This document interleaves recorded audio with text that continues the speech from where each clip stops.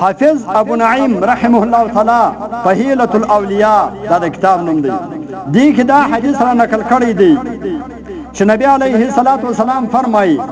من ترك الصلاة متعمدا كتب الله اسمه على باب النار ممن يدخلها. نبی علیه الصلاة والسلام فرمایي څوک چې قصدن لمونځ پرېږدي نو الله جل جلاله د نوم د جهنم پر هغه دروازه باندې ولیکي چې په کومه دروازه باندې دی و جهنم ته داخليږي او په کومه دروازه باندې دی ور داخلي. العیاذ بالله هغه باندې د نوم لیکلي پلانکي دا تعالی مې دې وساتي. او ورځ د قیامت کې جهنميان چې جهنم ته د تللو کوم وجوهات بیانوي دا جهنميان نه دي په دې جهنم کې که العیاذ بالله مسلمانان د هغه خپل سزا موافق پکشي او کفاري دی الته د خپل حالات سره وای چې یاره ته جهنم په کوم وجران یاره ته مسلمان ته جهنم له چش کول یاره ته څنګه جهنم په دې ځکه کې داخل شولې په دا دومره عظیم سزا کې ته څنګه راځي کافر به مسلمان ته وای چې مسلمان ته څنګه د جهنم دستا مسلمان څه پیدا وکړ. خدا مې د سر شرمندګي وسه چې په جهنم کې کافر دغه پیغور کوي چې ستا مسلمانۍ په دنیا کې کومه फायदा در ورسول ستا ایمان په دنیا کې کومه फायदा در ورسول دغه طرف پیغور مې دی الله جل جلاله وساتي الله مې د جهنم د ور وساتي خدا مې د جهنم د عذاب وساتي. په جهنم کې بدی دا سره وایي چې د کوم ګناه له وجه د جهنم تراله پلان کوي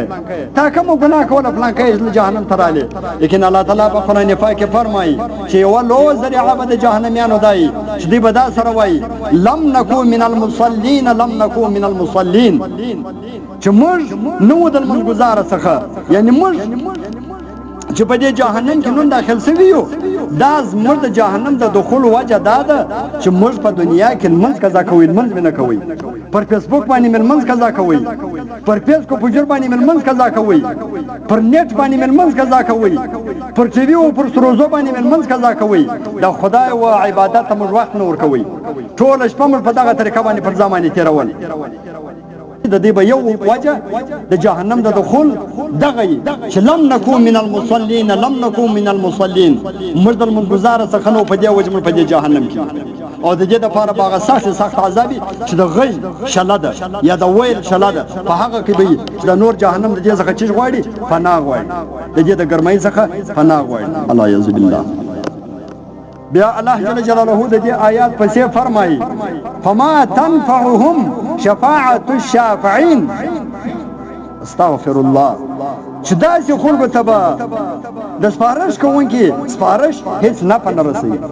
په ورځ د قیامت به یو څوک سپارښت کوي د دا رقم سړي چې کم چال منځ نه کوي کم چال منځ قضا کوي کم چا پر پیس کو پجر باندې منځ قضا کوي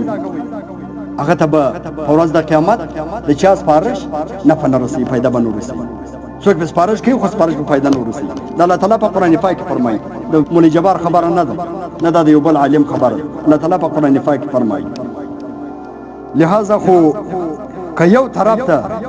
د لمونځ کوونکي دپاره ډېر انعامات ذکر شوي دي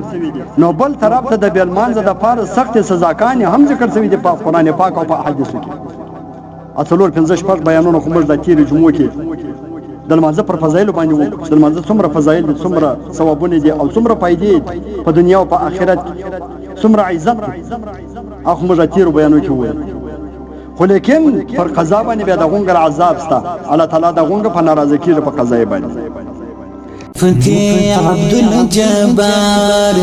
مفتي عبد الجبار خدایا ستاد دین خادم بچی د هوا ادم خدایا ستاد دین خادم بچی د هوا ادم